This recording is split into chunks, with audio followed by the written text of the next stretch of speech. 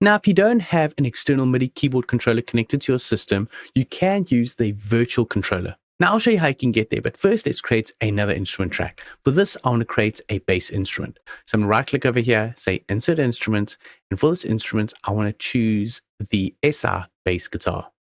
I'm going to click Create, and I'm going to make sure that this echo is armed, and if I play on my external MIDI controller, I'm hearing both tracks, and that's because I've got both input echoes turned on. I'm just going to turn that off, and now I'm going to hear the bass.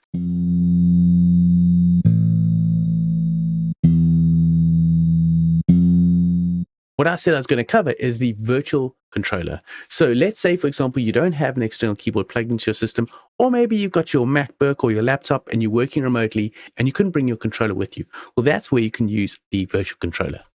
So I'm going to click here and drag this bigger. Then for the MIDI input, you can see you've got a virtual controller here. So I'm going to select that and choose MIDI Omni. Now, how do we see that virtual keyboard? Well, you go to the View menu, Virtual Controllers, and you can either use a piano keyboard or the computer keyboard. You can switch between these quite easily, but let's just start off with a computer keyboard. So this gives you a layout that looks very similar to your computer keyboard. On my computer keyboard, if I hit A, it's triggering those notes there.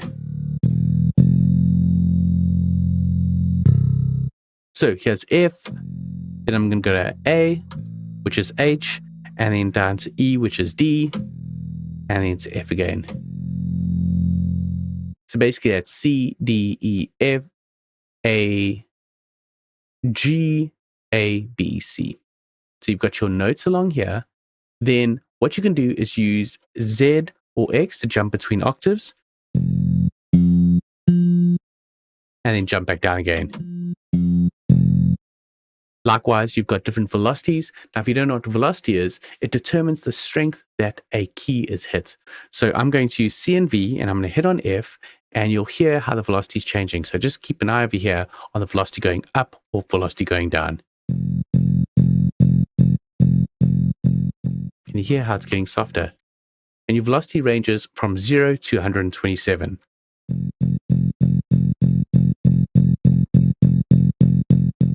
And that's the max velocity, giving you the sort of max input hits of that note.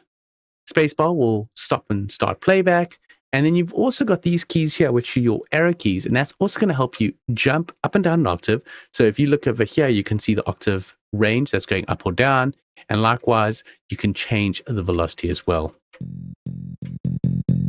Okay, so that is the virtual controller.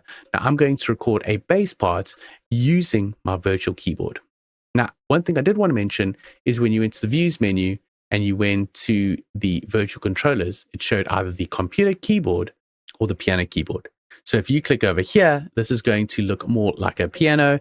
And then if you click over here, this is going to look more like a computer keyboard. Now, another thing I just want to point out is you've also got this hold key, which is a sustain pedal. So if I hold down F and then tab, I can let go and it's creating some sustain for me. And I can turn off. Okay, so now let's record in a part. Remember that at bar 3 is our starting point, and we've got a 2-measure count in. And just before recording, just make sure that you've record armed your track. Here we go.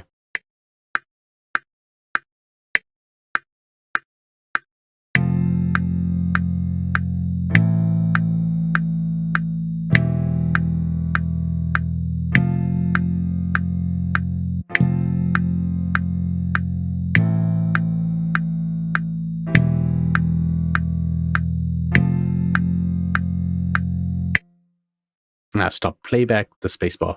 Now what you can see here is that it didn't catch that first note that I played. So in the next video, we're going to start getting into editing MIDI clips and what we can do to improve the timing of our MIDI notes and how to move and create new MIDI notes in our clips.